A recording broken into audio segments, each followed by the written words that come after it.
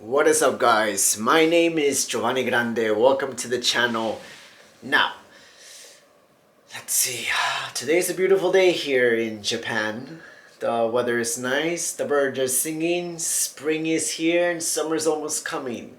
Now, summer's gonna be brutally hot, but I kinda enjoy the heat. So I'm pretty happy about that. And there's a lot of festivals coming to Japan in the summer, so I'm very thankful for that as well. Now today, I'll be talking to you guys about the three main problems that foreigners face when they come to Japan. Now I'll be sharing with you from my own personal experience, so yeah, just an FYI. So maybe you won't experience this, but I certainly experienced this while living here. So without further ado, numero uno, the first major problem that I had to face, that you might face as well when you move to Japan, is money.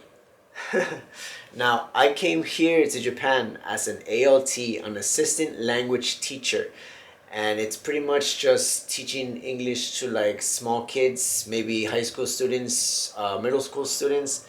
But yes, that's the gist of it. Now, the work, it's probably the easiest job that I've ever had in my life. And to be honest, I don't even consider it work. It's pretty much playtime. Now, there comes a cost to that, obviously, and the pay is actually trash. Like, this is the lowest paying job that I've ever had. But like I said, it's not even work. So yeah, that is one problem that I had to face here while being here, is lack of money, lack of funds to be able to do the things that I want to do while being here in Japan, to experience Japan at my highest potential. But unfortunately, I can't. While being here, I've had to overcome this issue by getting a second job. Right now, I'm not doing it, but when I first got here, I had to get some extra hours at a different company and try to hustle and get a little bit of extra income along the way. Yes, but just keep that in mind. If you come here to Japan as an English teacher, you might run into that issue as well. Now, number two, the second problem that you might face while being here in Japan is having no friends. So when I first got here, I didn't know anybody.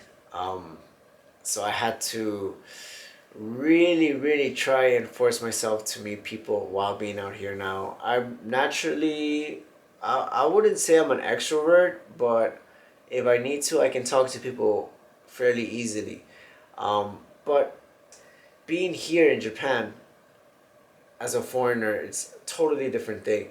I found myself to become an extra extrovert while being here, because I found myself to be the one to, if I wanted to make friends, I had to be the one to really like make those connections, really to find those people, to make plans and everything. So I had to consolidate a lot of things, like consolidate dates, like hangouts and stuff like that. Yes, but that's one of the things that I had to overcome. And though the easiest way that I was able to fix this issue of not having any friends and experiencing loneliness is that I had to put myself in a position where I would have people coming towards me all the time. So I started organizing events, and I would hold these events in order to meet people and just, to mingle, to make new connections, and ultimately meet Japanese people, because those are the people that I wanted to meet while being here in Japan. And these events were language exchange events. So a lot of the people that I would meet, they would be wanting to practice English, and I would want to be practicing my Japanese with these people, which brings me to the third problem that foreigners will indefinitely face while being here in Japan, is the language barrier. Now, the language barrier here is pretty remarkable. Very little people here speak English, and if you don't know any Japanese, that's going to be an issue, and that's something that I had to realize here.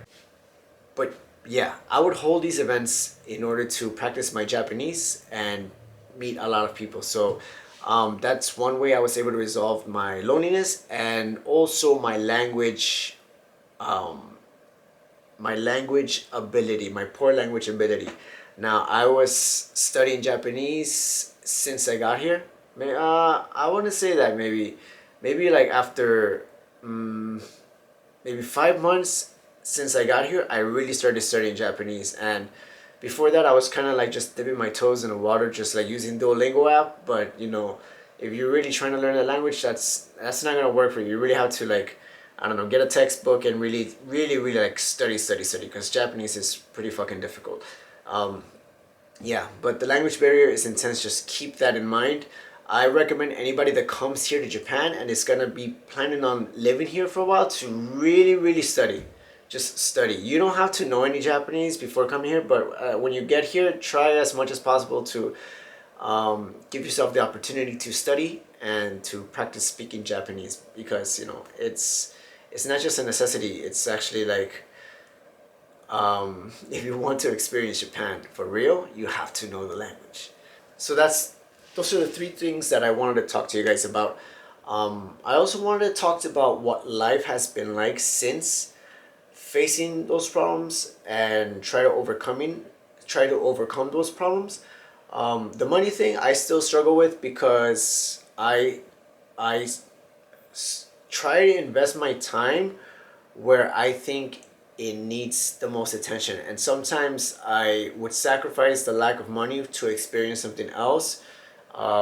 Which, for example, lastly, I started practicing Aikido, so I would be pretty much like not being able to go out and do other things, but I was able to practice something very Japanese and cultural, which is Aikido, which is like a martial arts type of thing. But that's just one example, right? The issue with relationships and loneliness, I was able to fix that with the language events, of course. And now I do have a lot of people in my life, and I can hang out if I really want to. And if I don't, well, I just chill and just, do my own thing. The last thing that I've been working on is my language ability. So my Japanese has gotten a lot much better since when I first got here, and I'm really proud of where I'm at right now. I mean, my Japanese still kind of sucks, admittedly, but it's enough to be able to do things and have interesting conversations every now and then, and just talk to the locals. It's just nice to be able to do that in a different language. It's amazing. Yeah, but I encourage anybody to really get out of their comfort zone if they come to Japan, and just try to make the best experience that you can make while living here. I've had a couple friends that kind of bitch about being here in Japan and tell me all their problems that they're facing and stuff like that, and honestly I don't want to be around those people, because they're just like crying over silly little things, crying about their problems, yet they don't have the audacity to try and fix those issues while being here in Japan. So yeah, don't be one of those people. Just if you come here, just make the best of it. Try to be as happy as you can, and just if you have issues, just fix them, and your life will be amazing. I think those are my 2 cents. Anyways, I'll finish off the video with that, and I hope that you guys got a little bit of an insight, a little tiny bit of an intro of what life might be like if you come here to Japan, or just yeah, that's about it. All right. Anyways, I'm gonna close off. Thank you guys so much. I'll probably make another video soon. Sayonara. Pieces.